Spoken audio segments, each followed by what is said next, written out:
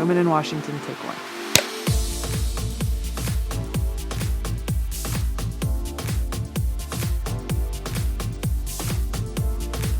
My Twitter bio is soldier, veteran, surfer, and member of Congress. I always think of myself first as an Army brat.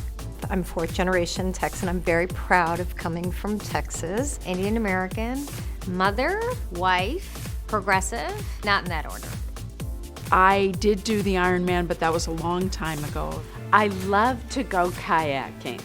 I will confess that sometimes I do bring my cell phone with me, but I'm trying to break myself of that habit.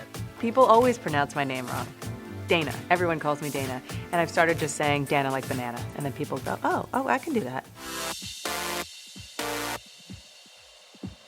I grew up in a household that was more like the United Nations. I'm first generation Mexican and Croatian American. And so there was Spanish spoken, Croatian spoken, Russian. And I think that's what gave me my core about an appreciation for others' cultures and understanding. A Spanish teacher in 10th grade, but she looked at me and said, "You're going to be big." And those words are so important. I was raised with a lot of examples of strong, independent women who understood that taking control of our lives was core to our equality and achieving our dreams. I was actually a 16-year-old single mom.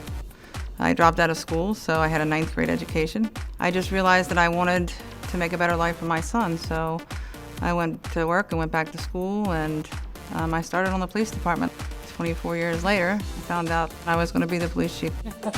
Ever since I was a little girl, I saw around me by the members of my family how exciting it was to build businesses. And so that's what I've done with my career until I had the honor of being appointed to this job by the President of the United States.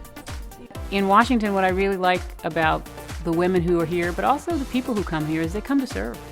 And they serve in so many different ways, and they never really think about what can't be done. They always just think about what needs to be done and what can be done. What we're seeing across the country is a new generation of leadership, of people who are stepping up and saying that the kind of future that I want to see will be shaped by me and people like me. And I feel fortunate to be able to bring that perspective and a different voice as one of the first 2 female combat veterans ever to serve in Congress. I think I started working in the White House when I was 27, and every day I walked to my office and thought, what a tremendous honor it is to be able to serve the country. I do believe that we bring a different, more collaborative approach to the job than many of our male colleagues. I'm not there in order to score partisan political points. I'm there to solve problems. Some of my closest friends are my competitors, are the female correspondents and anchors for other news organizations, because we share a bond. We share a bond about being a woman in our business. We share a bond about the families that we have. The women of Washington are fascinating.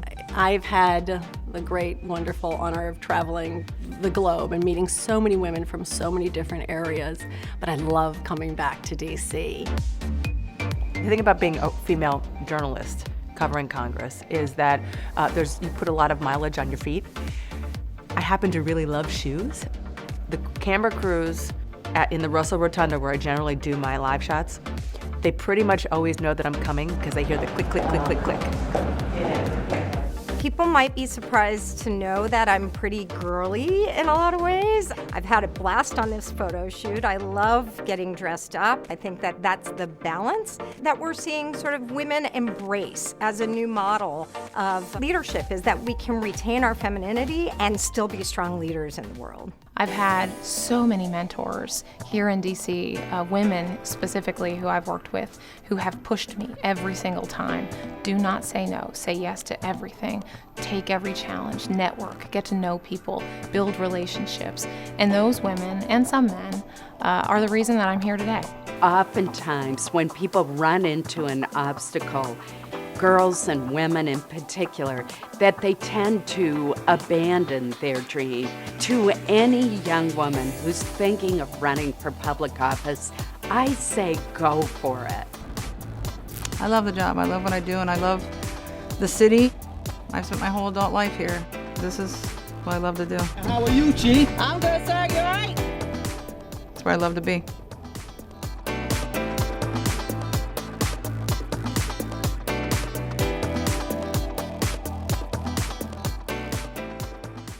I'm Capricia Penovic Marshall. I am the former Chief of Protocol to the United States. My name is Kathy Lanier. I'm the police chief in Washington, D.C. My name is Dana Bash, and I am the Chief Congressional Correspondent at CNN. I'm Kim Kingsley, the Chief Operating Officer of Politico. I'm Elise Hogue. I'm the president of NARAL Pro-Choice America.